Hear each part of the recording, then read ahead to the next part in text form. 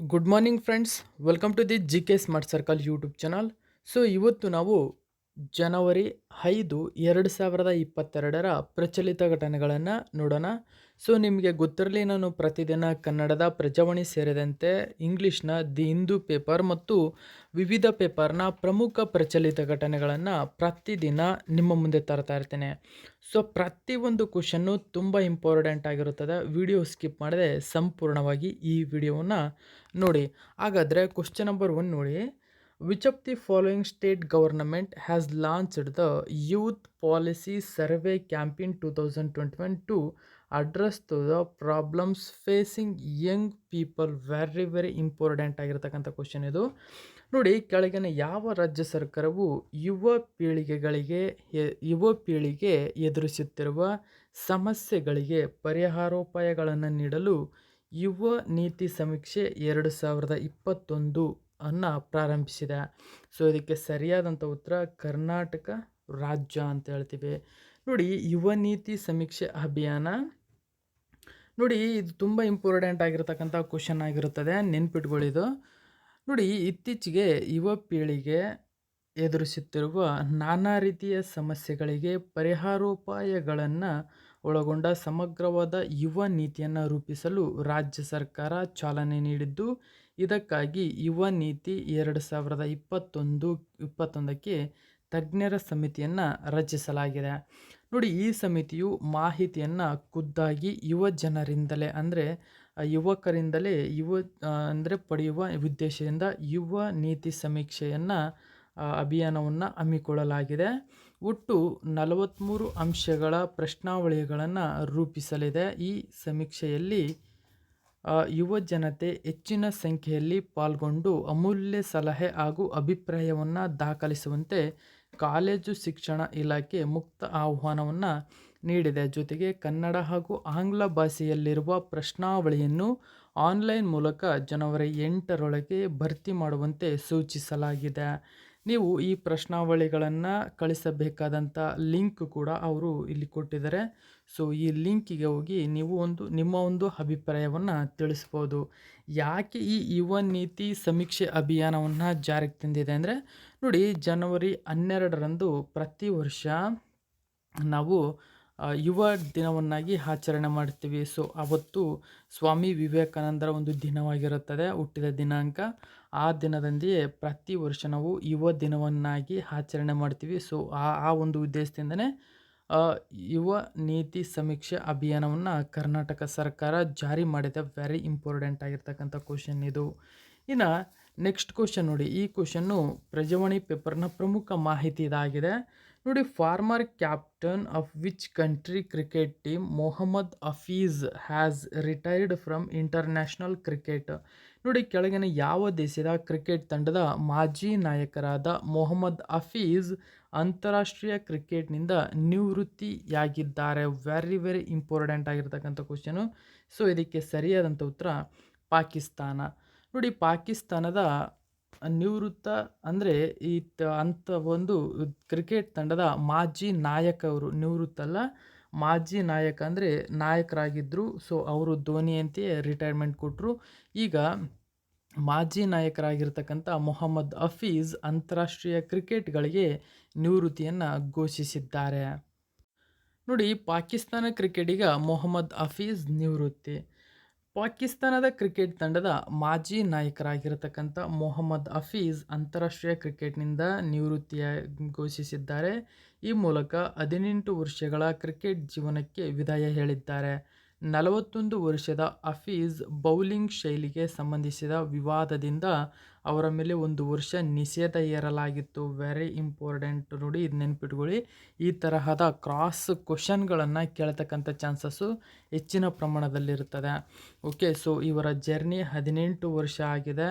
Okay, ಇವರು bowling ಶೈಲಿಯಲ್ಲಿ ಸಂಬಂಧಿಸಿದಂತಹ ವಿವಾದದಿಂದಾಗಿ 1 ವರ್ಷ ನಿಷೇಧಕ್ಕೊಳಗಾಗಿದ್ದರು ಎಂಬುದು ತುಂಬ ಇಂಪಾರ್ಟೆಂಟು. ಇನ್ನು ಯುನೈಟೆಡ್ ಅರಬ್ ಎಮಿರೇಟ್ಸ್ನಲ್ಲಿ ಕಳೆದ ವರ್ಷ ಅಕ್ಟೋಬರ್-ನವೆಂಬರ್ನಲ್ಲಿ T20 ವಿಶ್ವಕಪ್ ಟೂರ್ನಿಯಲ್ಲಿ ಕೊನೆಯದಾಗಿ ಹಫೀಜ್ ಆಡಿದ್ದರು. ಸೊ ಇದು ಒಂದು ಕೂಡ ತುಂಬ ಇಂಪಾರ್ಟೆಂಟ್ ಆಗಿರ್ತದೆ ನೋಡಿ. ಈ T20 ಅವರ ಕೊನೆಯ ಒಂದು ಆಟವಾಗಿರುತ್ತದೆ. ಇನ್ನು ಟೂರ್ನಿಯ ಸೆಮಿಫೈನಲಲ್ಲಿ ಪಾಕಿಸ್ತಾನ ತಂಡ ಆಸ್ಟ್ರೇಲಿಯಾಗೆ ಮಣಿದಿತ್ತು ಎಂಬತಕ್ಕಂಥ ಮಾಹಿತಿಯನ್ನು ಕೊಟ್ಟಿದ್ದಾರೆ. ಸೊ ಇವರು ನೋಡಿ ವಿಶ್ವಕಪ್ ಟೂರ್ನಿಯ ನಂತರ ಏಕದಿನ ತಂಡದಲ್ಲಿ ಅವರಿಗೆ ಅವಕಾಶ ನೀಡಿರಲಿಲ್ಲ. ಇವರು ಒಟ್ಟಾಗಿ 55 ಟೆಸ್ಟ್, 218 ಏಕದಿನ, 119 T20 ಪಂದ್ಯಗಳನ್ನು ಆಡಿದ್ದಾರೆ. ಇನ್ನು ಟೆಸ್ಟ್ ಕ್ರಿಕೆಟ್ನಲ್ಲಿ 3652 ರನ್ ಗಳಿಸಿರುವ ಅವರು 53 ವಿಕೆಟ್ ಉರುಳಿಸಿದ್ದಾರೆ. ಇನ್ನು ಏಕದಿನ ಮಾದರಿಯಲ್ಲಿ 6614 ರನ್, ಇನ್ನು 139 ವಿಕೆಟ್ ಉರುಳಿಸಿದ್ದಾರೆ. ಇನ್ನು T20ಯಲ್ಲಿ ಕ್ರಿಕೆಟ್ನಲ್ಲಿ 2514 ರನ್ಗಳೊಂದಿಗೆ ಪಾಕಿಸ್ತಾನ ಪರ ಗರಿಷ್ಠ ರನ್ ಗಳಿಸಿದ ಆಟಗಾರ ಎನಿಸಿಕೊಂಡಿದ್ದಾರೆ. ವೆರಿ ಇಂಪಾರ್ಟೆಂಟ್ ನೋಡಿ ಇದು. T20ನಲ್ಲಿ T20 ಕ್ರಿಕೆಟ್ನಲ್ಲಿ 2514 ರನ್ಗಳೊಂದಿಗೆ ಪಾಕಿಸ್ತಾನ ಪರ ಗರಿಷ್ಠ ರನ್ ಗಳಿಸಿದ ಆಟಗಾರ ಇವರಾಗಿದ್ದಾರೆ ಎಂಬುದು ನೆನಪಿರಲಿ. ಸೊ ಇನ್ನು ನೆಕ್ಸ್ಟ್ ಕ್ವಶನ್ ನೋಡೋಣ ಬನ್ನಿ. ನೋಡಿ, ಇತ್ತೀಚೆಗೆ ಪೇಪರಲ್ಲಿ ಪ್ರತಿದಿನ ಬರ್ತಕ್ಕಂಥ ಪ್ರಮುಖ ಸುದ್ದಿ ಇದಾಗಿದೆ ನೋಡಿ. What is the ಬುಲ್ಲಿ boy is the news recently. ನೋಡಿ, ಇತ್ತೀಚೆಗೆ ಸುದ್ದಿಯಲ್ಲಿರುವ ಬುಲ್ಲಿ ಬಾಯಿ ಎಂಬುದು ಒಂದು ಸೊ ಇದಕ್ಕೆ ಸರಿಯಾದಂಥ ಉತ್ತರ ಇದು ಒಂದು ಅಪ್ಲಿಕೇಶನ್ ಸ್ನೇಹಿತರ. ಅಂದರೆ ಮೊಬೈಲಲ್ಲಿ ಆಗ್ತಕ್ಕಂಥ ಮೊಬೈಲ್ ಅಪ್ಲಿಕೇಶನ್ ಇದು ಒಂದು ಬುಲ್ಲಿ ಬಾಯ್ ಎಂಬುದು. ಇದು ಇತ್ತೀಚೆಗೆ ಅತ್ಯಂತ ಪ್ರಚಲಿತದಲ್ಲಿದೆ. ಇದು ಏನು ಅಂತಂದರೆ ನೋಡಿ, ಇದೊಂದು ಮೊಬೈಲ್ ಅಪ್ಲಿಕೇಶನ್ ಆಗಿದ್ದು ಮುಸ್ಲಿಂ ಯುವತಿಯರನ್ನು ಕೆಟ್ಟದಾಗಿ ಬಳಸ್ತಕ್ಕಂಥ ಒಂದು ಪ್ರಮುಖ ಆ್ಯಪ್ ಇದಾಗಿರ್ತದೆ. ಆದ್ದರಿಂದಲೇ ಈ ಆ್ಯಪನ್ನು ಇತ್ತೀಚೆಗೆ ಬ್ಯಾನ್ ಮಾಡಿ ಅದರಿಂದ ದೊಡ್ಡ ಇಶ್ಯೂ ಆಗಿದೆ. ಪ್ರತಿದಿನ ಪೇಪರಲ್ಲಿ ಆ ಮಾಹಿತಿ ಬರ್ತಾ ಇದೆ ನೋಡಿ. ಪ್ರಜಾವಾಣಿ ಪೇಪರಲ್ಲಿ ಈ ಥರ ಒಂದು ಮಾಹಿತಿಯನ್ನು ಕೊಟ್ಟಿದ್ದರು ನೋಡಿ. ಬುಲ್ಲಿಬಾಯಿ ಆ್ಯಪ್ ಪ್ರಕರಣ, ಬೆಂಗಳೂರಿನ ಯುವಕ ಬಂಧನ. ನೋಡಿ, ಮಾಹಿತಿಯ ಪ್ರಕಾರ ಬುಲ್ಲಿಬಾಯಿ ಆ್ಯಪ್ ಪ್ರಕರಣಕ್ಕೆ ಸಂಬಂಧಿಸಿದಂತೆ ಮುಂಬೈ ಸೈಬರ್ ಘಟಕದ ಪೊಲೀಸರು ಬೆಂಗಳೂರಿನ 21 ವರ್ಷದ ಎಂಜಿನಿಯರಿಂಗ್ ವಿದ್ಯಾರ್ಥಿಯನ್ನು ಬಂಧಿಸಿದ್ದಾರೆ ಎಂದು NDTV ವರದಿ ಮಾಡಿದೆ. ಬೆಂಗಳೂರಿನಲ್ಲಿ ಬಂಧಿತನಾಗಿರುವ ಶಂಕಿತ ವ್ಯಕ್ತಿಯ ವಯಸ್ಸನ್ನು ಹೊರತುಪಡಿಸಿ ಬೇರಾವ ಗುರುತನ್ನು ಬಹಿರಂಗಪಡಿಸಿಲ್ಲ ಎಂಬತಕ್ಕಂಥ ಮಾಹಿತಿಯನ್ನು ನೀಡಿದೆ. ಹಾಗಾದರೆ ಈ ಬುಲ್ಲಿಬಾಯ್ ಎಂಬುದು ಏನು ಅಂತ ನೋಡೋಣ ಬನ್ನಿ. ನೋಡಿ ಸ್ನೇಹಿತರೆ, ನೆನ್ಪಿಟ್ಟುಕೊಳ್ಳಿ, ಈ ತರಹದ ಕ್ವಶನ್ಗಳನ್ನು ಹೆಚ್ಚಿನ ಪ್ರಮಾಣದಲ್ಲಿ ಎಕ್ಸಾಮಲ್ಲಿ ಕೇಳ್ತಾನೆ. ಈ ಒಂದು ಅಪ್ಲಿಕೇಶನ್ ಆಗಿರ್ಬೋದು, ಇಲ್ಲ ಇದು ಒಂದು ಸಾಫ್ಟ್ವೇರ್, ಇಲ್ಲಾಂದರೆ ಇದು ಒಂದು ಚಿನ್ನ, ಇದು ಬೆಳ್ಳಿ ಎಂಬತಕ್ಕಂಥ ಯಾವುದೇ ಬೇಕಾದ್ರೆ ಆಪ್ಷನ್ ಕೊಟ್ಟು ಈ ಬುಲ್ಲಿಬಾಯ್ ಎಂಬುದು ಎಪ್ತಕ್ಕಂಥ ಕ್ವಶನನ್ನು ಕೇಳ್ತಕ್ಕಂಥ ಚಾನ್ಸಸ್ ಇರುತ್ತೆ ನೋಡಿ. ಇದೇ ತರಹದ ಒಂದು ಆ್ಯಪ್ 2021ರಲ್ಲಿ ಸುಲ್ಲಿ ಡೀಲ್ಸ್ ಅಂತ ಬಂದಿತ್ತು. ಸೊ ಓಕೆ, ಈ ಸುಲ್ಲಿ ಡೀಲ್ಸ್ನ ನಿಷೇಧ ಮಾಡಿದ 1 ವರ್ಷದ ನಂತರ ಸಾಮಾಜಿಕ ಮಾಧ್ಯಮದಲ್ಲಿ ಧ್ವನಿ ಎತ್ತಿದ ಮುಸ್ಲಿಂ ಮಹಿಳೆಯರ ಹರಾಜು ಕೋಲಾಹಲವನ್ನು ಉಂಟು ಮಾಡಿತು. ಈ ಅಪ್ಲಿಕೇಶನ್ ಮುಸ್ಲಿಂ ಸಮುದಾಯದ ಮಹಿಳೆಯರನ್ನು ಗುರಿಯಾಗಿಸಿತ್ತು ಎಂಬುದು ನಿಮಗೆ ಮಾಹಿತಿ ಗೊತ್ತಿರಲಿ ನೋಡಿ. ಈ ಬುಲ್ಲಿಬಾಯ್ ಎಂಬುದೇನೆಂದರೆ ಮುಸ್ಲಿಂ ಮಹಿಳೆಯರಲ್ಲಿ ಯಾರು ಅತ್ಯುನ್ನತ ಒಂದು ಮಹಿಳೆಯರಾಗಿರ್ತಾರೋ, ಅಂದರೆ ಪತ್ರಕರ್ತರಾಗಿರ್ಬೋದು, ಮಾಧ್ಯಮ ಮಿತ್ರರಾಗಿರ್ಬೋದು, ಇಲ್ಲಾಂದರೆ ಸಾಮಾಜಿಕ ಕಾರ್ಯಕ್ರಮದಲ್ಲಿ ತೊಡಗಿರತಕ್ಕಂಥ ಮುಸ್ಲಿಂ ಮಹಿಳೆಯರನ್ನು ಟಾರ್ಗೆಟ್ ಮಾಡಿ ಅವರ ಫೋಟೋವನ್ನು ಅವರ ಅನುಮತಿ ಇಲ್ಲದೆ, ಅವರಿಗೆ ಗೊತ್ತಿಲ್ಲದೇ ಹರಾಜಿಗಿಡ್ತಾಯಿದ್ರು. ಆ ಫೋಟೋನ ಅಂದರೆ ಬೇರೆ ಒಂದು ವಿಷಯಕ್ಕೆ ಹರಾಜಿಗಿಡ್ತಾಯಿದ್ರು. ಸೊ ಈ ಒಂದು ಆ್ಯಪ್ ಏನಿದೆ ಬುಲ್ಲಿಬಾಯಿ ಎಂಬತಕ್ಕಂಥದ್ದು ನೋಡಿ, ಇಲ್ಲಿ ಕೊಟ್ಟಿರ್ತಕ್ಕಂಥ ಮಾಹಿತಿ ಮುಸ್ಲಿಂ ಮಹಿಳೆಯರ ಹರಾಜು ಕೋಲಾಹಲಕ್ಕೆ ಸಂಬಂಧಿಸಿದೆ ನೋಡಿ. ಈ ಆ್ಯಪ್ ಏನಿದೆ ಪರ್ಟಿಕ್ಯುಲರ್ ಆಗಿ ಮುಸ್ಲಿಂ ಸಮುದಾಯದ ಮಹಿಳೆಯರನ್ನು ಗುರಿ ಮಾಡಿತ್ತು ಎಂಬುದು ವೆರಿ ಇಂಪಾರ್ಟೆಂಟ್ ಆಗಿರತಕ್ಕಂಥದ್ದು ನಿಮಗೆ ತಿಳಿದಿರಲಿ. ಓಕೆ ನೋಡಿ, ಜನವರಿ 1ರಂದು ಹಲವಾರು ಮುಸ್ಲಿಂ ಮಹಿಳೆಯರು ಆ್ಯಪ್ನಲ್ಲಿ ಹರಾಜಿನಲ್ಲಿ ಕಾಣಿಸಿಕೊಂಡಿದ್ದರಿಂದ ಬುಲ್ಲಿಬಾಯಿ ವಿವಾದವು ಹೊರಹೊಮ್ಮಿತು. ಇನ್ನು ಗಿಟ್ ಹಬ್ ಪ್ಲಾಟ್ಫಾರ್ಮ್ನಿಂದ ಹೋಸ್ಟ್ ಮಾಡಿದ ಅಪ್ಲಿಕೇಶನ್ ಅವರ ಛಾಯಾಚಿತ್ರಗಳನ್ನು ಬಳಸಿದೆ ಎಂಬತಕ್ಕಂಥ ಮಾಹಿತಿ ನೀಡಿದೆ. ಆದ್ದರಿಂದಲೇ ಅದನ್ನು ನಿಷೇಧ ಮಾಡಿ ಅದರ ಒಂದು ಮಾಲೀಕರನ್ನು ಇತ್ತೀಚೆಗೆ ಬಂಧನ ಮಾಡಿದೆ. ಇತ್ತೀಚೆಗೆ ಹೆಚ್ಚು ಪ್ರಚಲಿತದಲ್ಲಿರ್ತಕ್ಕಂಥ ಘಟನೆಯಾಗಿದೆ ಇದು, ನೆನ್ಪಿಟ್ಕೊಳ್ಳಿ. ಇನ್ನು ನೆಕ್ಸ್ಟ್ ಕ್ವಶನ್ ನೋಡಿ, ವೆರಿ ಇಂಪಾರ್ಟೆಂಟ್ ಆಗಿರತಕ್ಕಂಥ ಕ್ವಶನ್ ಇದಾಗಿದೆ ನೋಡಿ. The state level advisory committee was constituted under the chairmanship of the state level advisory committee for the implementation of the rights to education act RTE in the state. ನೋಡಿ, ರಾಜ್ಯದಲ್ಲಿ ಶಿಕ್ಷಣ ಹಕ್ಕು ಕಾಯ್ದೆಯ ಸಮರ್ಪಕ ಅನುಷ್ಠಾನಕ್ಕೆ ರಾಜ್ಯ ಮಟ್ಟದ ಸಲಹಾ ಸಮಿತಿಯನ್ನು ಕೆಳಗಿನ ಯಾರ ಅಧ್ಯಕ್ಷತೆಯಲ್ಲಿ ರಚಿಸಲಾಗಿದೆ? ವೆರಿ ಇಂಪಾರ್ಟೆಂಟ್ ಆಗಿರ್ತಕ್ಕಂಥ ಕ್ವಶನ್ನು. ಸೊ ಅದಕ್ಕೆ ಸರಿಯಾದಂಥ ಉತ್ತರ BC ನಾಗೇಶ್. ಹೌದು, BC ನಾಗೇಶ್ ನೇತೃತ್ವದಲ್ಲಿ ರಾಜ್ಯದಲ್ಲಿ ಶಿಕ್ಷಣ ಹಕ್ಕು ಕಾಯ್ದೆಯ ನೋಡಿ RTA ಕಾಯ್ದೆಯ ಒಂದು ಸಮರ್ಪಕ ಅನುಷ್ಠಾನಕ್ಕಾಗಿ ರಾಜ್ಯ ಮಟ್ಟದ ಸಲಹಾ ಸಮಿತಿಯನ್ನು BC ನಾಗೇಶ್ ಒಂದು ಅಧ್ಯಕ್ಷತೆಯಲ್ಲಿ ರಚಿಸಲಾಗಿದೆ. ನೋಡಿ, ಪ್ರಜಾವಾಣಿ ಪೇಪರಲ್ಲಿ ಈ ಒಂದು ಮಾಹಿತಿಯನ್ನು ನೀಡಿದರು. ನೋಡಿ, RTE ಸಲಹಾ ಸಮಿತಿ ಪುನರ್ರಚನೆ. ನೋಡಿ, ರಾಜ್ಯದಲ್ಲಿ ಶಿಕ್ಷಣ ಹಕ್ಕು ಕಾಯ್ದೆಯು ಸಮರ್ಪಕ ಅನುಷ್ಠಾನಕ್ಕೆ ಪ್ರಾಥಮಿಕ ಮತ್ತು ಪ್ರೌಢ ಶಿಕ್ಷಣ ಸಚಿವರಾಗಿರ್ತಕ್ಕಂಥ BC ನಾಗೇಶ್ ಅಧ್ಯಕ್ಷತೆಯಲ್ಲಿ ರಾಜ್ಯ ಮಟ್ಟದ ಸಲಹಾ ಸಮಿತಿಯನ್ನು ಪುನರ್ ರಚಿಸಲಾಗಿದೆ. ಶಿಕ್ಷಣ ಇಲಾಖೆ ಪ್ರಧಾನ ಕಾರ್ಯದರ್ಶಿ ಸಮಿತಿಗೆ ಸಭಾಧ್ಯಕ್ಷರು, ಆಯುಕ್ತರು, ಸದಸ್ಯ ಕಾರ್ಯದರ್ಶಿಯನ್ನು ಸರ್ವ ಶಿಕ್ಷಣ ಅಭಿಯಾನ ಯೋಜನೆಯ ನಿರ್ದೇಶಕರು, ಧಾರವಾಡ, ಕಲಬುರಗಿ ವಿಭಾಗಗಳ ಹೆಚ್ಚುವರಿ ಆಯುಕ್ತರು ಮತ್ತು DSERT ನಿರ್ದೇಶಕರು, ಪ್ರಾಥಮಿಕ ಪ್ರೌಢ ಶಿಕ್ಷಣ ವಿಭಾಗಗಳ ನಿರ್ದೇಶಕರು ಸೇರಿದಂತೆ ಇದರಲ್ಲಿ ಕಾರ್ಯನಿರ್ವಹಿಸಲಿದ್ದಾರೆ ಎಂಬುದು ನಿಮಗೆ ಗೊತ್ತಿರಲಿ. ವೆರಿ ಇಂಪಾರ್ಟೆಂಟ್ ಆಗಿರತಕ್ಕಂಥ ಕ್ವಶನ್ ಇದು. ನೋಡಿ, ಮಕ್ಕಳ ಹಕ್ಕಿನ ಹಾಗಾದರೆ ಈ RTI ಎಂಬುದು ಏನು ಅಂತ ನೋಡೋದಾದರೆ, ಶಿಕ್ಷಣ ಹಕ್ಕು ಕಾಯ್ದೆ ಇದು. ಅಂದರೆ ನೋಡಿ, 6ರಿಂದ 14 ವರ್ಷದೊಳಗಿನ ಮಕ್ಕಳಿಗೆ ಸಂವಿಧಾನದ 21A ವಿಧಿಯಡಿಯಲ್ಲಿ ಪ್ರತಿಯೊಬ್ಬ ಮಕ್ಕಳಿಗೂ ಶಿಕ್ಷಣದ ಹಕ್ಕನ್ನು ನೀಡಿ ಹೊರಡಿಸಿರ್ತಕ್ಕಂಥ ಹಕ್ಕು ಇದು. ಸೊ ಈ ಹಕ್ಕನ್ನು ಸಮರ್ಪಕ ಬಳಕೆಯಾಗಿ ಅಂದರೆ ಸಮರ್ಪಕವಾಗಿ ಎಲ್ಲರಿಗೂ ತಲುಪುವಂತೆ ಮಾಡಲು ಇವರೊಂದು BC ನಾಗೇಶ್ ನೇತೃತ್ವದಲ್ಲಿ ಕರ್ನಾಟಕ ಸರ್ಕಾರ ಶಿಕ್ಷಣ ಹಕ್ಕು ಕಾಯ್ದೆಯ ಒಂದು ಯೋಜನೆಯನ್ನು, ಕ್ರಮಬದ್ಧವಾದ ಯೋಜನೆಯನ್ನು ರೂಪಿಸಿದೆ. ವೆರಿ ಇಂಪಾರ್ಟೆಂಟ್ ಆಗಿರ್ತಕ್ಕಂಥ ಕ್ವಶನ್ ಇದು. ನೋಡಿ, ಮಕ್ಕಳ ಹಕ್ಕಿನ ಉಚಿತ ಮತ್ತು ಕಡ್ಡಾಯ ಶಿಕ್ಷಣ ಕಾಯ್ದೆ ಅಥವಾ ಶಿಕ್ಷಣ ಹಕ್ಕು ಕಾಯ್ದೆ RTE ಯನ್ನು ಭಾರತದ ಸಂಸತ್ತು ವೆರಿ ಇಂಪಾರ್ಟೆಂಟ್ ಆಗಸ್ಟ್ 4, 2009 ಉಚಿತ ಮತ್ತು ಕಡ್ಡಾಯ ಶಿಕ್ಷಣ ಸಂವಿಧಾನದ 21A ವಿಧಿಯ ಅಡಿಯಲ್ಲಿ ಭಾರತದಲ್ಲಿ 6ರಿಂದ 14 ವರ್ಷದೊಳಗಿನ ಮಕ್ಕಳಿಗಾಗಿ ಜಾರಿಗೆ ತಂದಿದೆ. ನೋಡಿ, ಭಾರತದ ಸಂಸತ್ತು ಶಿಕ್ಷಣ ಹಕ್ಕು ಕಾಯ್ದೆಯನ್ನು 2009 ಆಗಸ್ಟ್ 4 ಜಾರಿಗೆ ತರುತ್ತದೆ. ಜೊತೆಗೆ 21A ವಿಧಿಯಡಿಯಲ್ಲಿ ಭಾರತದಲ್ಲಿ 6ರಿಂದ 14 ವರ್ಷದೊಳಗಿನ ಮಕ್ಕಳಿಗೆ ಉಚಿತ ಶಿಕ್ಷಣವನ್ನು ಜಾರಿಗೆ ತರುತ್ತದೆ. ಇದು ಏಪ್ರಿಲ್ 1, 2010 ಕಾಯ್ದೆ ಜಾರಿಗೆ ಬರುತ್ತದೆ. ಅದು ಶಿಕ್ಷಣ ಹಕ್ಕು ಕಾಯ್ದೆ. ಓಕೆ, ಸೊ ಶಿಕ್ಷಣವನ್ನು ಪ್ರತಿ ಮಗುವಿನ ಮೂಲಭೂತ ಹಕ್ಕನ್ನಾಗಿ ಮಾಡುವ 135 ದೇಶಗಳ ಗುರಿ ಏನಿದೆ, ಈ 135 ದೇಶಗಳಲ್ಲಿ ಭಾರತವು ಕೂಡ ಈ ಯೋಜನೆಯನ್ನು ಜಾರಿಗೆ ತಂದಿದೆ ಎಂಬುದು ನಿಮಗೆ ನೆನಪಿರಲಿ. ಹಾಗಾದರೆ ನೆಕ್ಸ್ಟ್ ಕ್ವಶನ್ ನೋಡಿ, ಇವತ್ತು ಪ್ರಜಾವಾಣಿ ಆರ್ಟಿಕಲನ್ನು ನೋಡೋಣ. ಆರ್ಟಿಕಲ್ ನೀವು ಯಾಕೆ ಓದ್ಕೋಬೇಕು ಅಂತಂದರೆ ನೋಡಿ, ಈ ತರಹದ ಕ್ವಶನ್ಗಳನ್ನು PSIಗೆ ಓದ್ತಕ್ಕಂಥವ್ರು ತುಂಬ ಯೂಸ್ ಆಗುತ್ತೆ. ಅದು PSI ಓದ್ತಕ್ಕಂಥವ್ರು ನೋಡಿ, ಇಲ್ಲಿ ಇವತ್ತಿನ ಟಾಪಿಕ್ ನೋಡಿ, ಅಂತರ್ಜಲಕ್ಕೂ ಯುರೇನಿಯಂ ಲಗ್ಗೆ.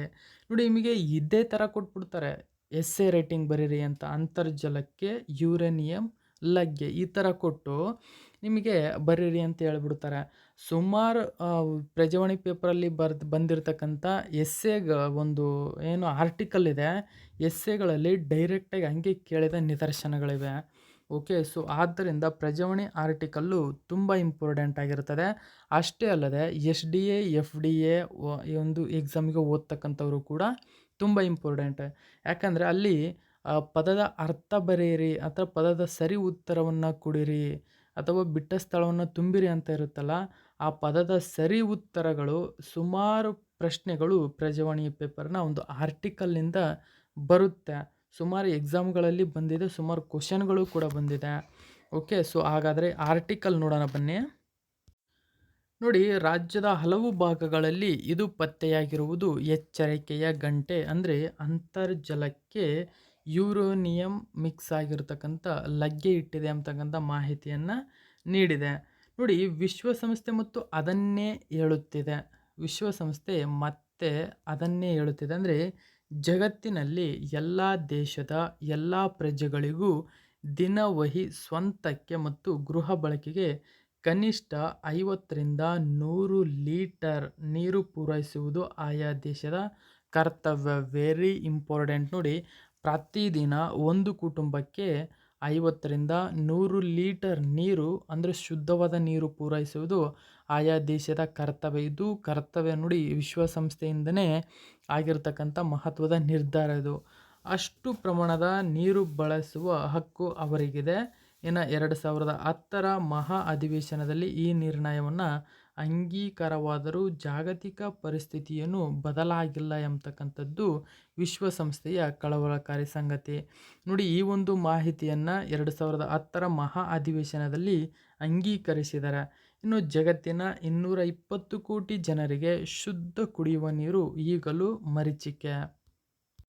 ಇನ್ನು ನೋಡಿ, ವಿಶ್ವಸಂಸ್ಥೆಯ ಒಂದು ವರದಿಯ ಪ್ರಕಾರ ಇಡೀ ಭೂಮಿಯಲ್ಲಿ ಲಭ್ಯವಿರುವ ಅಂತರ್ಜಲದ ಶೇಕಡ 25ರಷ್ಟು ಭಾಗವನ್ನು ಭಾರತವೊಂದೇ ಬಳಸಿ ಅಂತರ್ಜಲ ಭಂಡಾರವನ್ನು ಬರಿದು ಮಾಡುತ್ತಿದೆ ಎಂಬ ಆರೋಪವೂ ಕೂಡ ಆರೋಪ ಮಾಡಿದೆ.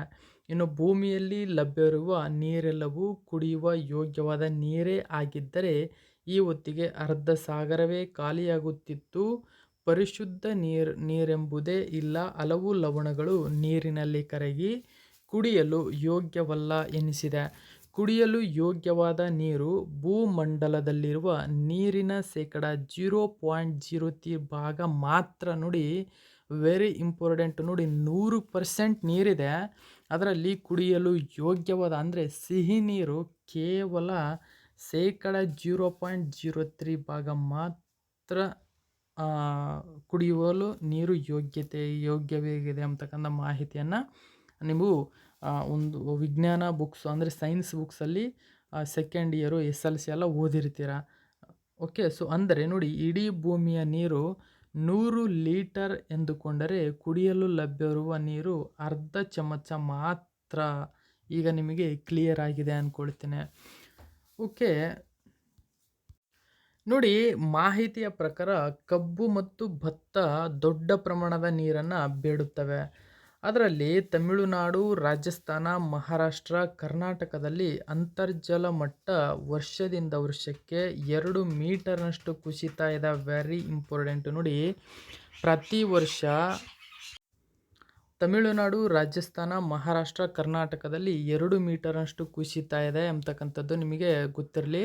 ನೋಡಿ, ಜೊತೆಗೆ ಹಿಮಾಲಯ ತನ್ನ ಸಂಚಯನವನ್ನು ಹೊತ್ತು ತರುತ್ತಿರುವಾಗ ಇಡೀ ಗಂಗಾ ಬ್ರಹ್ಮಪುತ್ರ ನದಿಯ ಪಾತ್ರದಲ್ಲಿ ಮೆಕ್ಕಲು ಮಣ್ಣಿನ ಜೊತೆಗೆ ಆರ್ಸೆನಿಕ್ ಎಂಬ ವಿಷಕಾರಿ ಧಾತುವನ್ನು ಸೇರಿಸಿಬಿಡುತ್ತದೆ.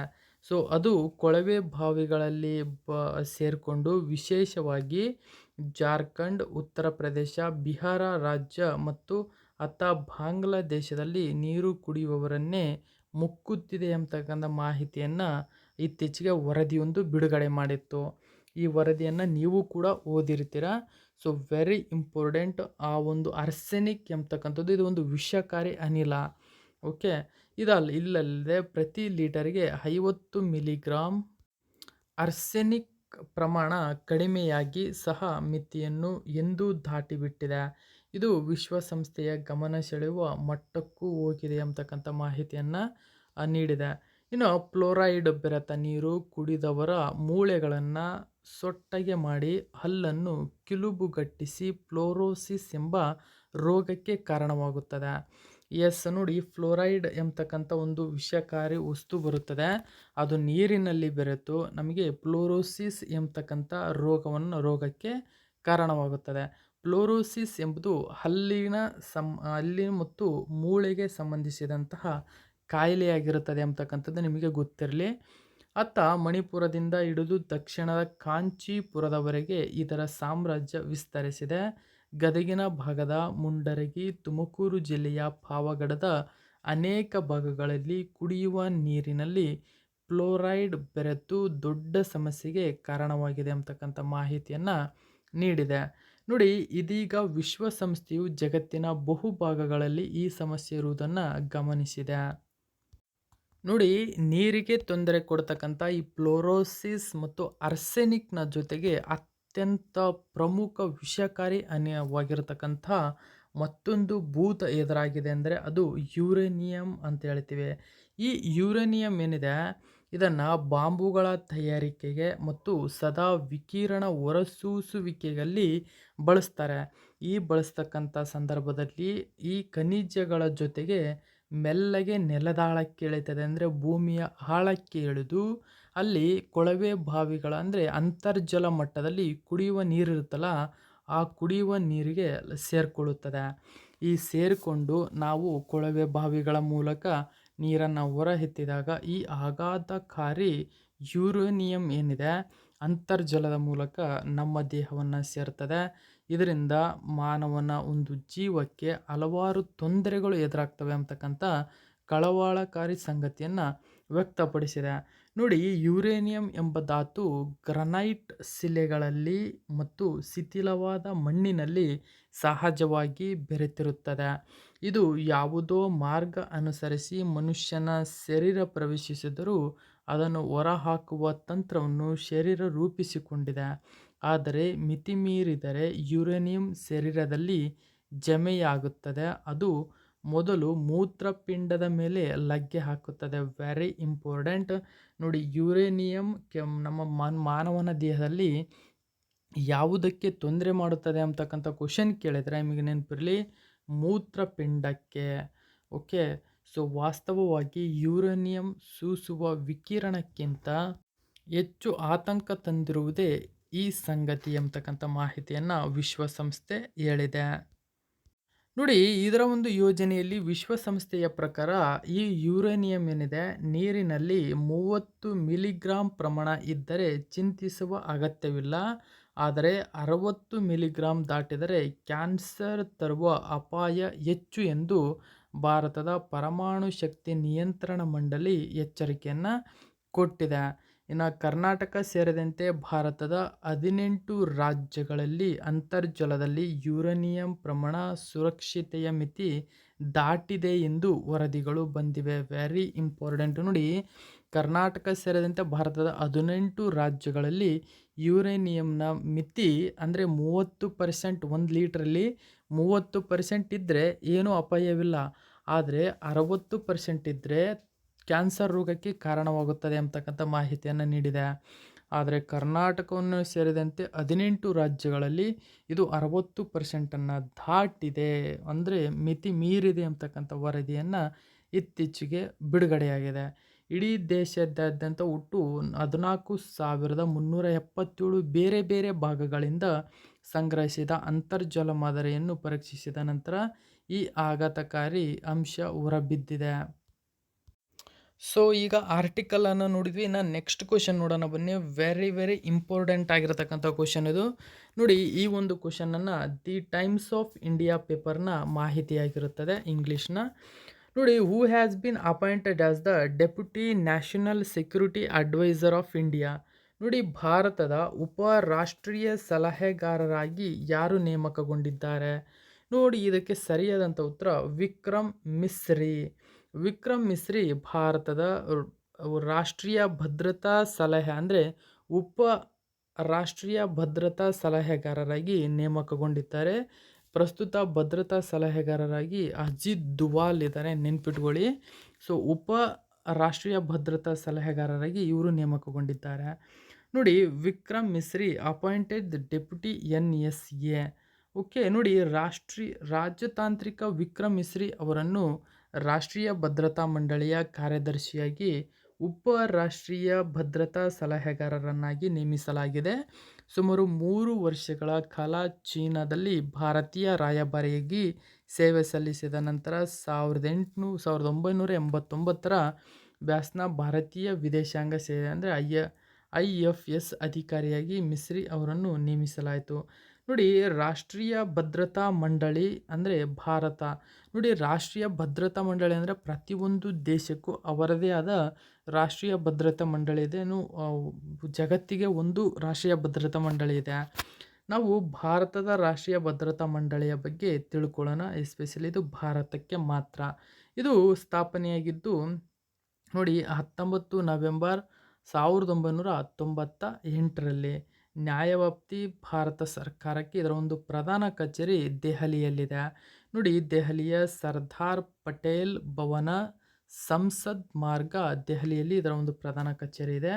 ಸೊ ಇದರ ಒಂದು ಏಜೆನ್ಸಿ ಕಾರ್ಯನಿರ್ವಾಹಕರು ಪ್ರಸ್ತುತ ನೋಡಿ ಅಜಿತ್ ಕುಮಾರ್ ಧೋವಾಲ್ ಅಂತ ಹೇಳ್ತೀವಿ. ಇವರು ರಾಷ್ಟ್ರೀಯ ಭದ್ರತಾ ಸಲಹೆಗಾರರಾಗಿದ್ದಾರೆ. ಸೊ ಇನ್ನು ನೆಕ್ಸ್ಟ್ ಕ್ವಶನ್ ನೋಡಿ, ವೆರಿ ಇಂಪಾರ್ಟೆಂಟ್ ಆಗಿರತಕ್ಕಂಥ ಕ್ವಶನ್. ಈ ಕ್ವಶನ್ನು ದಿ ಇಂಡಿಯನ್ ಎಕ್ಸ್‌ಪ್ರೆಸ್ ಪೇಪರ್ನ ಪ್ರಮುಖ ಮಾಹಿತಿ ಆಗಿದೆ. ನೋಡಿ, which country is chaired the counter terrorism committee in January 2022? Very important. ನೋಡಿ, ಜನವರಿ 1, 2022ರಿಂದ ಯಾವ ದೇಶವು ಭಯೋತ್ಪಾದನಾ ನಿಗ್ರಹ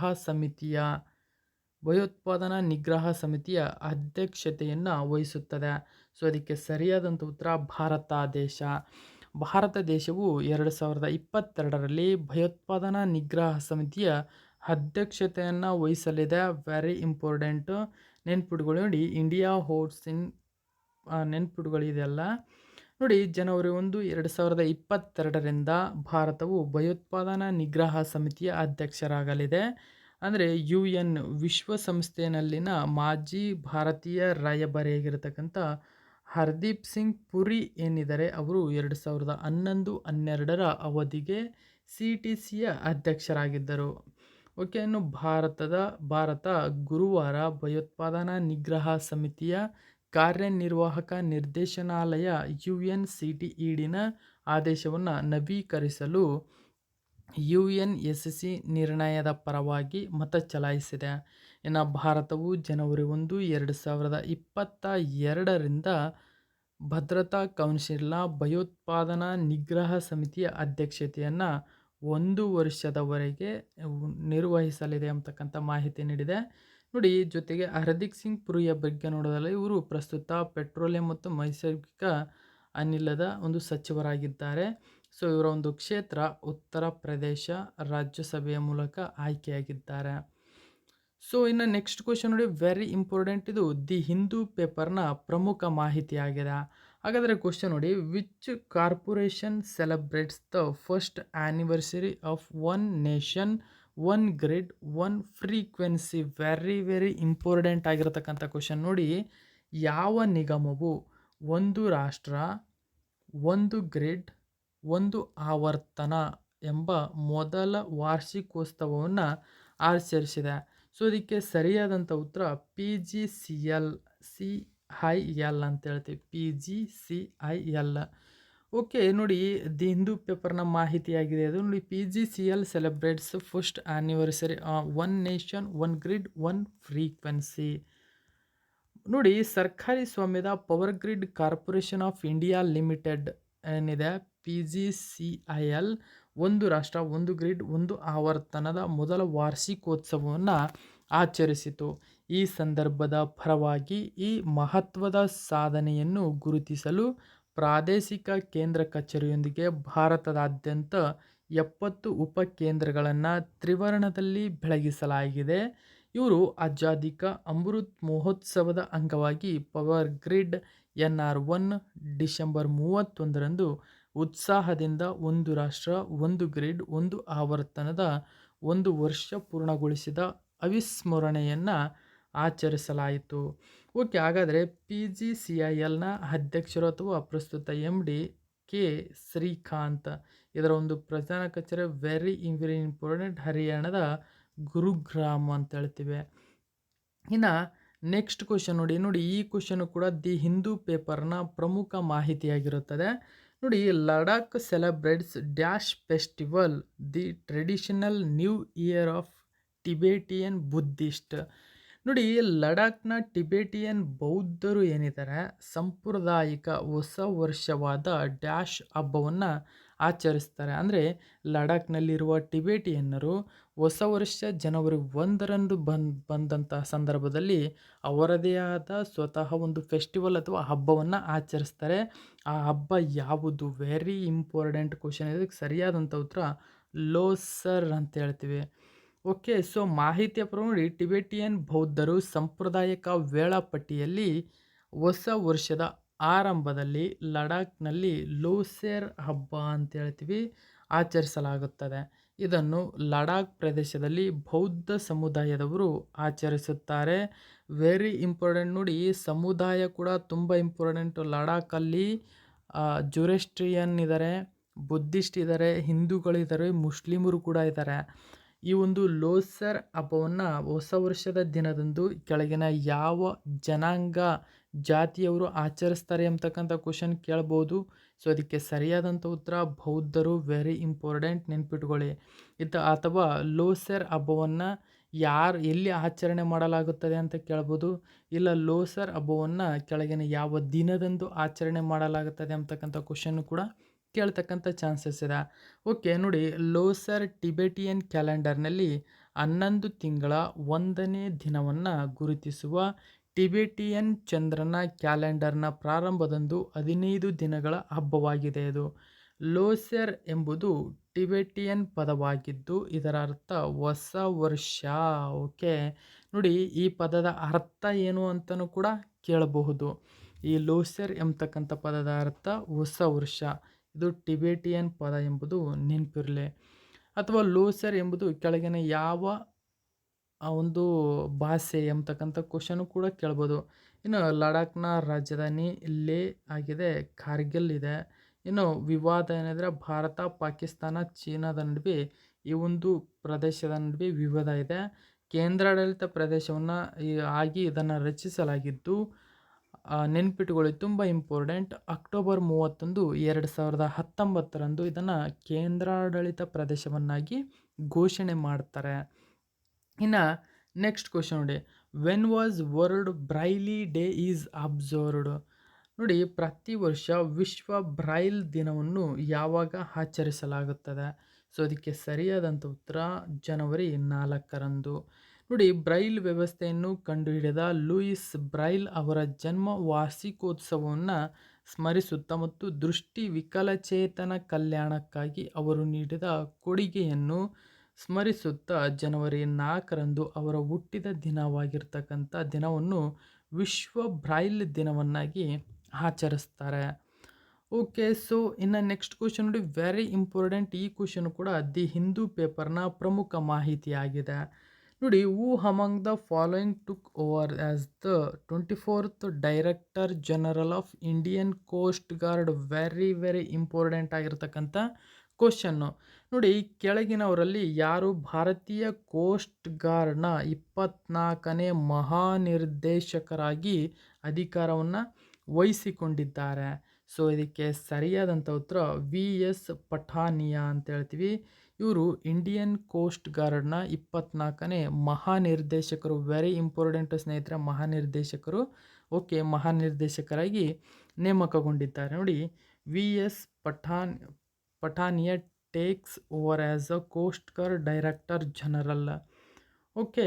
ಸೊ ಮಾಹಿತಿಯ ಪ್ರಕಾರ ನೋಡಿ, ಡೈರೆಕ್ಟರ್ ಜನರಲ್ ವರ್ಸಸ್ ಪಠಾನಿಯಾ ಅವರು VS ಪಠಾನಿಯಾ ಅವರು ಡಿಸೆಂಬರ್ 31, 2021ರಂದು ಜಾರಿಗೆ ಬರುವಂತೆ ಭಾರತೀಯ ಕೋಸ್ಟ್ ಗಾರ್ಡ್ನ 24ನೇ ಮುಖ್ಯಸ್ಥರಾಗಿ ಅಧಿಕಾರ ವಹಿಸಿಕೊಂಡರು. ಫ್ಲ್ಯಾಗ್ ಆಫೀಸರ್ ವೆಲ್ಲಿಂಗ್ಟನ್ನ ರಕ್ಷಣಾ ಸೇವೆಗಳ ಸಿಬ್ಬಂದಿ ಕಾಲೇಜು ಮತ್ತು ನವದೆಹಲಿಯ ರಾಷ್ಟ್ರೀಯ ರಕ್ಷಣಾ ಕಾಲೇಜಿನ ಹಳೆಯ ವಿದ್ಯಾರ್ಥಿ ಇವರಾಗಿದ್ದಾರೆ. ಸೊ ಅವರು ಅರ್ಹ ಹೆಲಿಕಾಪ್ಟರ್ ಪೈಲಟ್ ಆಗಿದ್ದಾರೆ ಮತ್ತು ಮದ್ರಾಸ್ ವಿಶ್ವವಿದ್ಯಾಲಯದಿಂದ ರಕ್ಷಣಾ ಮತ್ತು ಕಾರ್ಯತಂತ್ರದ ಅಧ್ಯಯನದಲ್ಲಿ ಸ್ನಾತಕೋತ್ತರ ಪದವಿಯನ್ನು ಇವರು ಹೊಂದಿದ್ದಾರೆ. ಸೊ ವಿಡಿಯೋವನ್ನು ಯಾರ್ಯಾರು ನೋಡ್ತಾ ಇದ್ದೀರಾ, ವಿಡಿಯೋ ಇಷ್ಟ ಆದರೆ ಒಂದು ಲೈಕ್ ಕೊಡಿ, ಜೊತೆಗೆ ಒಂದು ಕಾಮೆಂಟನ್ನು ಮಿಸ್ ಮಾಡದೆ ಹಾಕಿ. ಓಕೆ. ಸೊ ಇವತ್ತಿನ ಕರೆಂಟ್ ಅಫೇರ್ಸ್ ಇದಾಗಿರ್ತದೆ. ಇದೇ ತರಹದ ಮಾಹಿತಿಯೊಂದಿಗೆ ನಾಳೆ ದಿನ ಮತ್ತೆ ನಿಮ್ಮನ್ನು ಭೇಟಿ ಆಗ್ತೀನಿ. Thank you so much for watching my video friends.